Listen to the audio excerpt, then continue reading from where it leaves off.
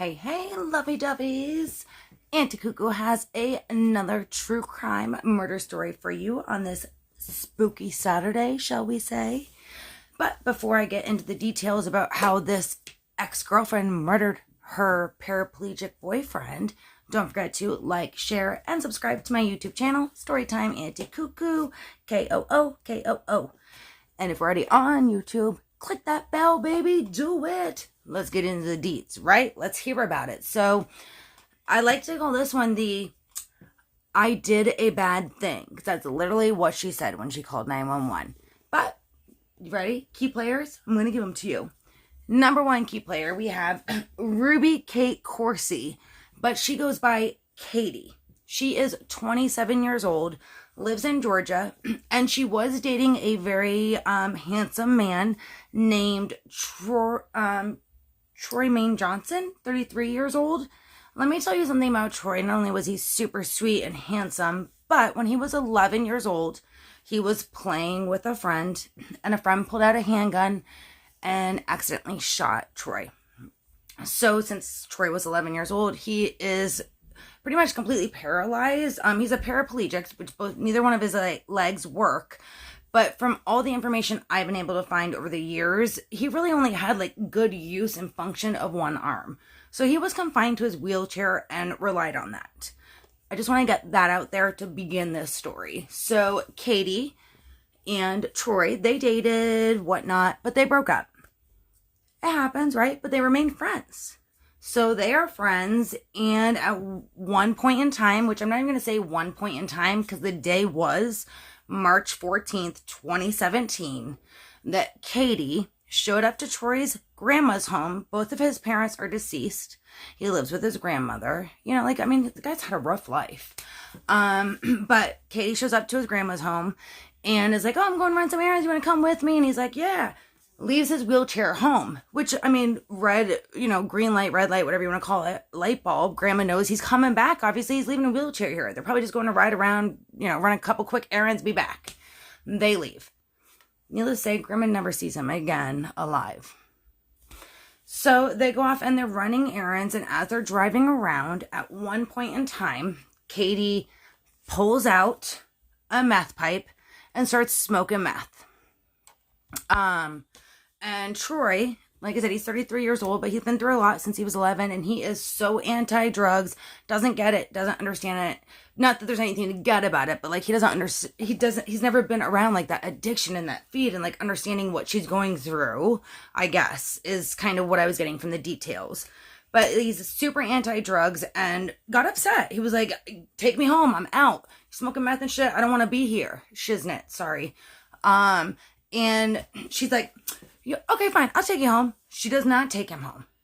She goes to the mall and parks. And like I said, Troy, he is confined to a wheelchair normally, which is left back at his grandma's home. She goes in the mall and does not come back for, ever.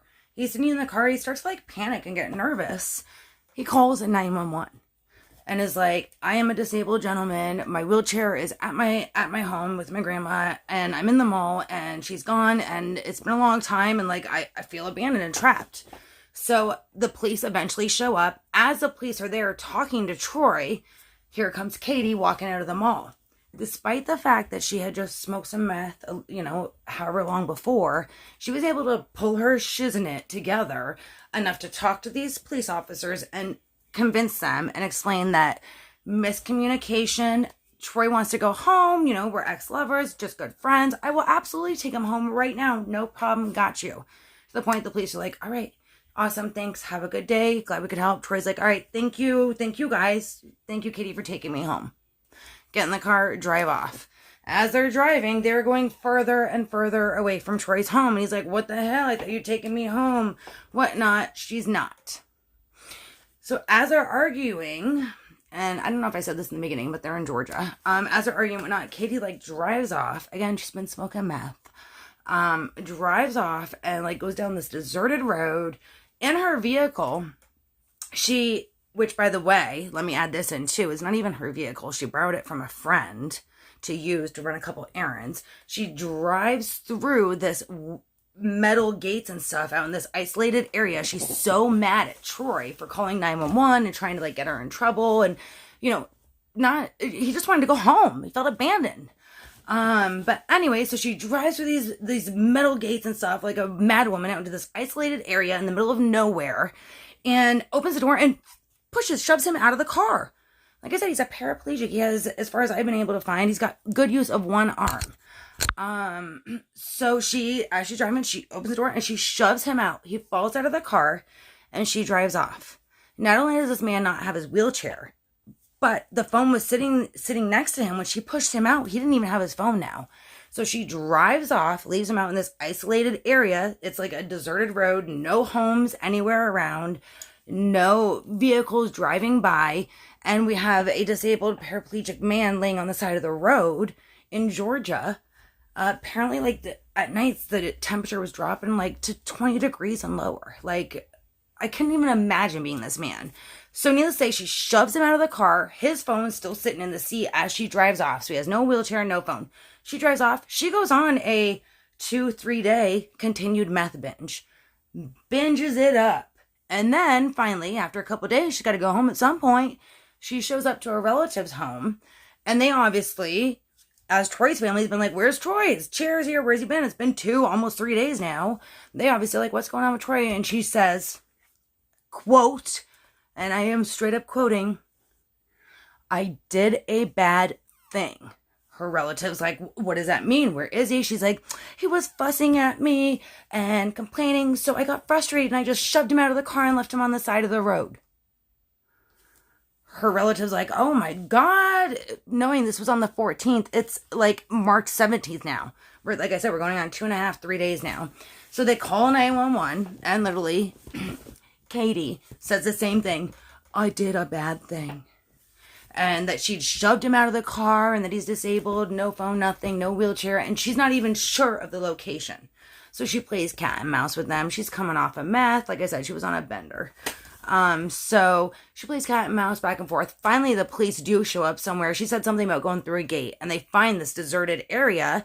It's a, isolated hunting camp that's only used certain times of the year out in the boonies, but they see a gate that's been busted through. So they go driving through and they find Troy. Unfortunately, Troy's already dead. They find his body. Like I said, this all happened on like the 14th. She went on this bender. He is a paraplegic. Hypothermia sets in super easy for any person, nonetheless someone who has, no feeling and movement in the bottom half of their body. Out there by himself. No phone, no wheelchair, anything. The man literally, I couldn't even imagine what he was thinking. I'm sure he kept thinking she was coming back, right? Like, who the hell does this? You're my ex-girlfriend, and then we're supposed to still be great friends. Who would do this? So I can only imagine, like, the torture and the questions and the delusions and stuff that went on in this man's mind as he laid there for almost 3 days dying on the side of the road. Like friggin' roadkill. It's heartbreaking. Anyway, so like I said, the police did finally on March 17th, 2017 at about 1:20 in the morning, they did find Troy's body. Medical examiner, autopsy and stuff showed, there was no blunt force trauma or anything. So they didn't even charge her right away because they weren't sure exactly what happened. Like I said, she was all screwed up on meth and stuff. So it ended up that he did die of hypothermia, and at the end of the day, the whole end of the story, how it all ended up playing out, is that she actually at one point was diagnosed with drug-induced psychosis as like, an explanation and trying to get her off with whatever her actions were while she was on meth and doing whatever. But I'm happy about it, and I shouldn't say I'm happy because no one wants this. I'm not trying to be a negative person, but you deserve punishment. At the end of the day, she was charged with murder, neglect of a disabled adult, and was sentenced to life in prison, as she should be. I mean, who the hell does that, right? Anyways, you guys, thank you so much as usual for checking in with Auntie Kookoo.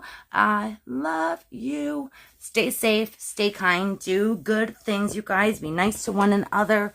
Wear our masks, wash our hands, do your thing, chicken wing. Also, don't forget to click that bell. I know sometimes we're on Facebook, sometimes we're on YouTube, but if you're on YouTube, click that bell and subscribe for new video notifications. and I will check you on the flip side. Thank you. Stay safe.